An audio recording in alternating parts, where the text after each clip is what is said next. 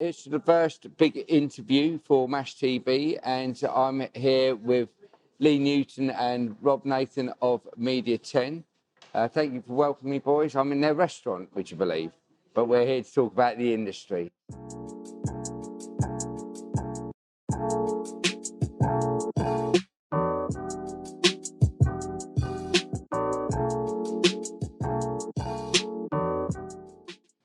Good morning. Morning. So let's kick it off with a few basic questions. Media 10. Why Media 10?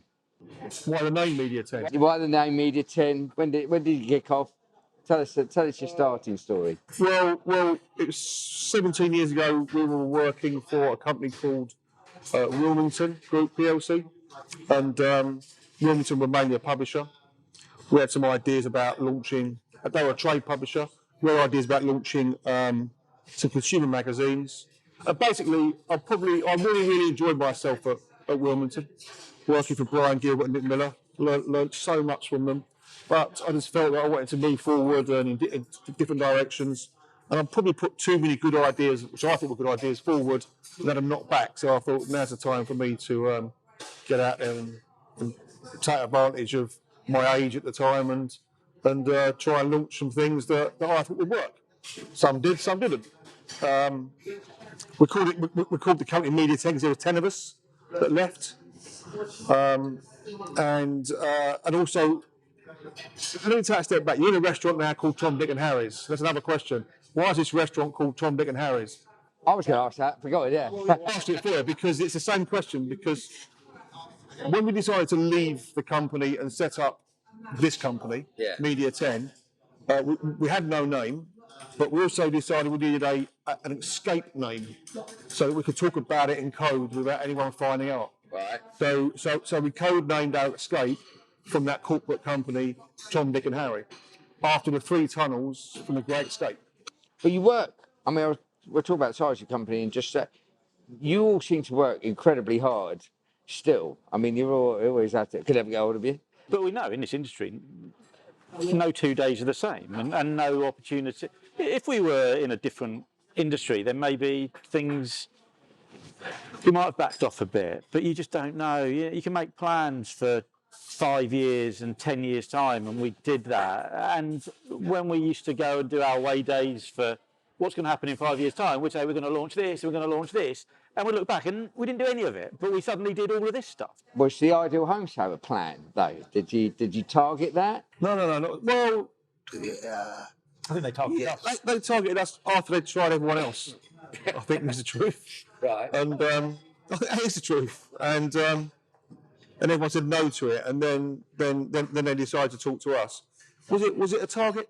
Do you know, it wasn't, but we used to look at it a lot, and we used to do the sums a lot, and try and wonder how this show's been running for 100 years, and we've just launched Grand Designs, as you know, at the time, you know, and it was that was a similar market, but maybe the next generation of the home show market. I remember when you bought it, and the chat on the street that you'd have been aware of was the thing's dead in the water, and like you said, no one wanted to touch it. And rumour was you bought it for £1 because it was in such trouble. You were really taking on all the trouble that was going to cause you. So, we paid £1 for it, but obviously we paid £1 and took on a whole bunch of debt and tenancies and liabilities with it. Yeah. We were a very young company at the time. We were fairly young at the time as well. But I suppose we did the sums and worked out, if we can at least run this for 2 years, even if it doesn't work and we're wrong and everyone else is right, then we can get out of this without destroying ourselves. And that was the decision. We said, can we run it for 2 years, even if it's not working, and come out without killing ourselves? And we decided we could, so we did. And as you saw, the rise in the Ideal Home Show just happened immediately. Amazing. It was that I think we sold. When we took it on, we had 7 months before the next show, 5 months before the next show. Yeah, we didn't start till October, did we? And we had nothing booked in. And we ended up with 600 stands, and people were just overjoyed to take the phone call, saying that Media 10's got the Ideal Home Show, would you like a stand? And it started coming through the window. You know, Wow. it was, That must felt good. it was. So I think we sensed that when we took it on, and I remember us sitting in, we were at Grand Designs Live in Birmingham, so it was October, and we started planning it. The show was in March. We had nothing. We had no stands, we had no creative. We just cleared everything. We said we're starting again. Whatever we've inherited is no good. But we never, I don't think we ever looked at each other and thought, this is not going to work. We all knew deep down that, again, it comes back to the ethos we were talking about before, that bit of hard work. And that was 10 years ago. We've had it for 10 years ago, yeah. And it was the same thing. We just knew. There was never a time I think we looked at each other and thought, this is a real problem. I think there were people who we might have inherited at the time who said, oh, this is never going to work. But we didn't have that ethos. We wouldn't go into something to fail. We went into with something that thought we can make this work. And a lot of people then took notice. But now it's you've turned it right round. It's been a roaring success for years.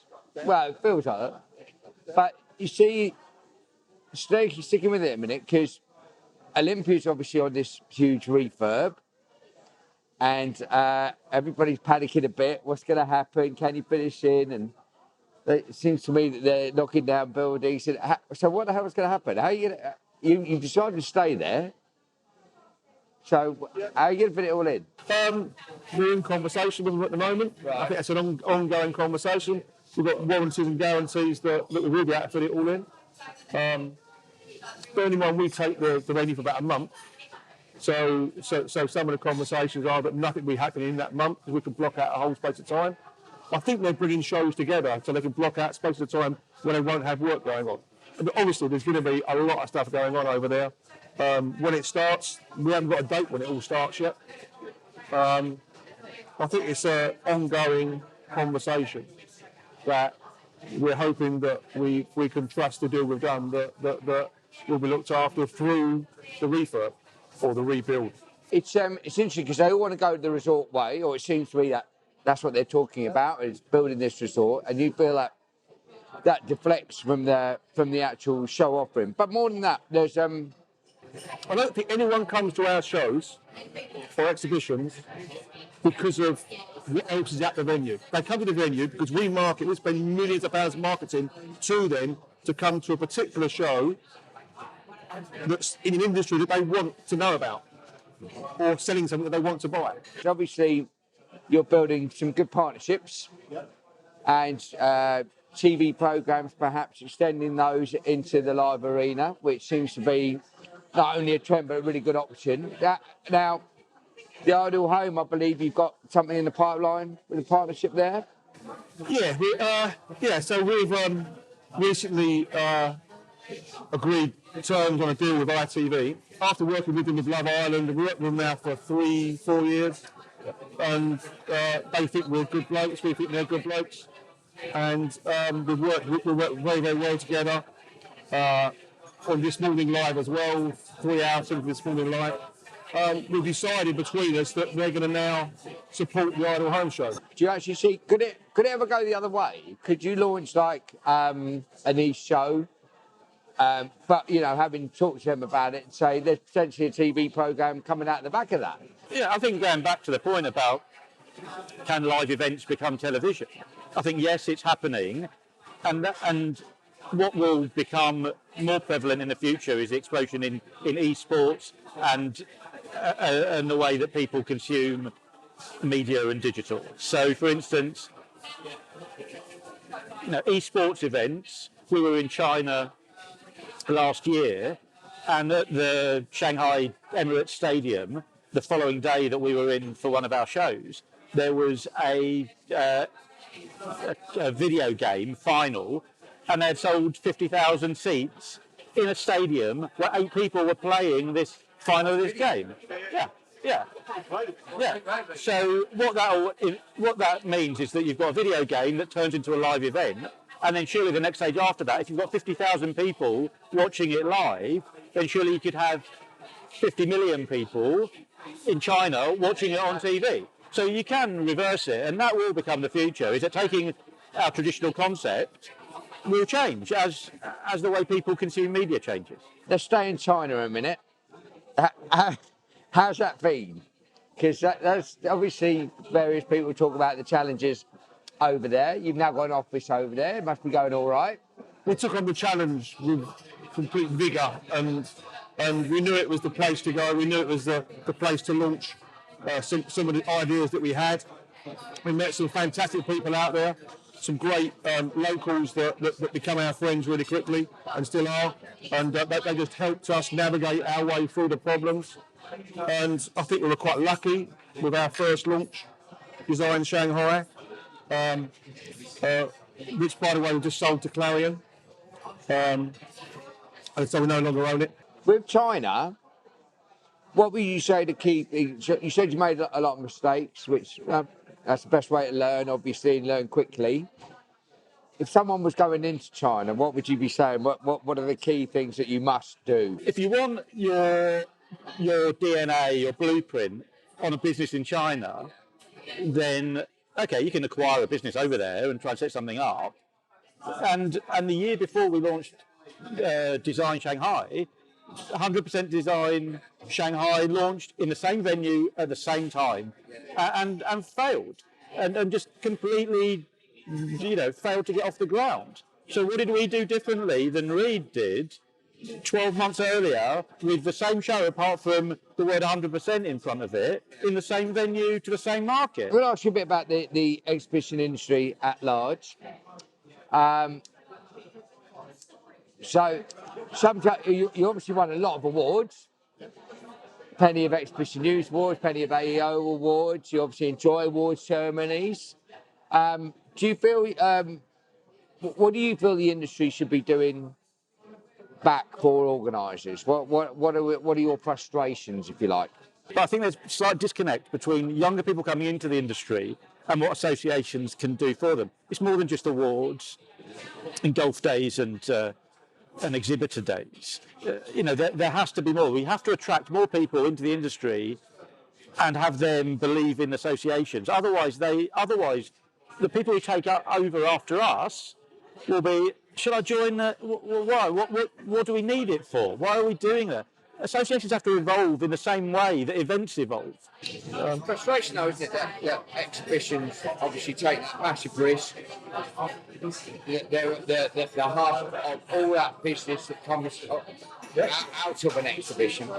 There were stats certainly 10, 20 years ago, maybe still exist, that the organiser gets paid for space, and that's the least amount of the budget, and all the other money goes off in other directions which come nowhere near the organiser. Yeah. Signing builder, and etc. Is that a frustration? It's frustration. We've said it many times that we're the only ones not making any money at this bloody show. Or the other term is, when someone's complaining, do you know, in actual fact, you look at someone, I'm actually paying you to be here, so the amount of money I'm losing on this, I'm paying you to come for this show. So, it is frustrating when you're putting something on and you need the venues, you need the ops companies, you need the set buildings, you need them to understand that you're investing.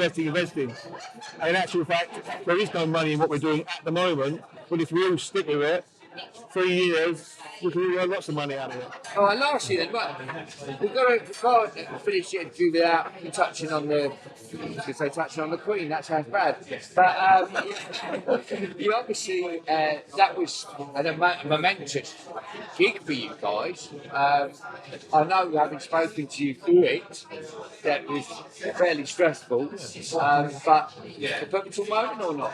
Talking about the asking people what you do for a living, and that was one time when we could invite friends and family and that was, I think, the one time in our media careers that we had the most pride, seeing the Queen, the whole royal family putting on a concert for 8,000 people on the steps of Buckingham Palace in the garden with the Queen watching it, All of her family. and all the exhibitors and 60,000 people through the doors.